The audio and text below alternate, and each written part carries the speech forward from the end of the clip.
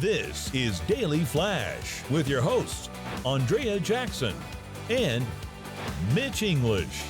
Trending news and entertainment. This is Daily Flash. Oh, hi, everyone. I'm Andrea Jackson. I am Mitch English, welcoming you to Daily Flash. We are so happy to have you around here. We're going to be talking to Gator a little bit later on in this hour. And if you need those little honeydew lists around the house, he's got some great little hacks. Oh, he's terrific. Millions of views on social media. Yeah, it's really neat to be able to check it out. And Steve Helling will be joining us too to talk about the Oscars that are coming up. So we got good stuff there. Now, this is a big week here at Daily Flash. Now, Jackson, we would love to, we always love having you at the party, but it's a bachelor party for our boy, Maddie, this week. Matt, how's the wedding planning going, man? You ever just feel like screaming into a void and then throwing money at it and lighting it all on fire? Yes. Welcome to marriage. That's about where I'm at with this. All right.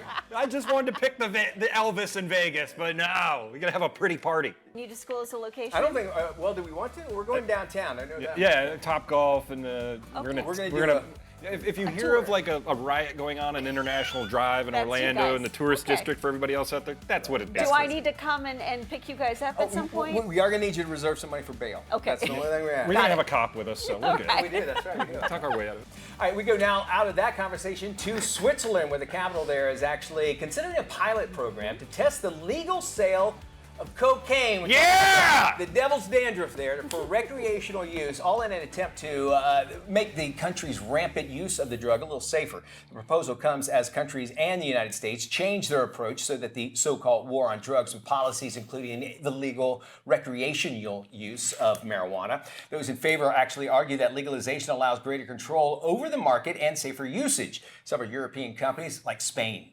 Italy, even Portugal no longer actually issue prison sentences for drug possession charges, including the cocaine, man. Say hello, my little friend, man. So the Swiss proposal would actually make it the white powder actually legal for recreational use. Radical step in a new drug policy if it's approved. Something called Adderall, okay? And if you crunch up Adderall and you do enough, it's pretty much cocaine. Is it really? I mean, it's let's go to our expert. What's it called? A class what, Matt? Class C narcotic. I mean, it is. So what's the difference? I mean, we look at Adderall prescriptions have gone up like exponentially, and and how far away is that? Do you know what I'm saying? I'm not saying it's a fair argument. Doing the cocaine. Yeah, I'm just saying there's not that far away, but it's prescribed still. Yeah, but I think if you look at Oregon, for example, that state has completely fallen into disarray because they've legalized nearly every possible drug, and they've welcomed homelessness and all of these things, and they're finding that now they're sort of too far down the rabbit hole, and they don't know how to fix it. So I think a lot of people question whether legalizing this is sort of, opening up that rabbit hole. And once you go down, and if it becomes a problem, how do you then fix it? I guess the example would be Amsterdam. I think pretty much everything is legal there. I mean, like almost everything. And then and where you can get needles and that sort of thing. So, I mean, and again, I think now that it's in the basically people look at marijuana differently than they did.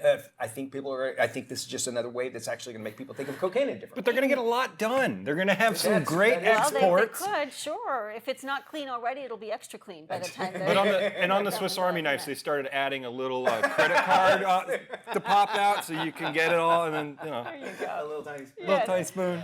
Well, one of the UK's biggest lottery winners burned through $50 million in 8 years, splurging on soccer team, racehorses, extravagant cars before his luck completely ran out. Colin Weir spent a stunning $131,000 per week after winning a record-breaking 257 million euro jackpot. Some of his spending spree included a 55% share in Glasgow's Partick Thistle football team, a vintage car collection, a $6 million home. He spent millions more to renovate, and 3 prize racing thoroughbreds. However, the lottery curse reared its head in 2018 when the former TV cameraman divorced his wife after nearly 4 decades of marriage, and she took much of his fortune, what was left of it. Weir died a year later in 2019 of sepsis following kidney failure. Goodness. Well, I guess he lived big while he had the money. We got more Flash coming up right around the corner. You don't want it to go anywhere. We got the trendy news and entertainment that's coming your way, so stick around for that. You got Mitch English, you got Andrea Jackson, we got my buddy Matt Doolittle. We got a party going on here, right?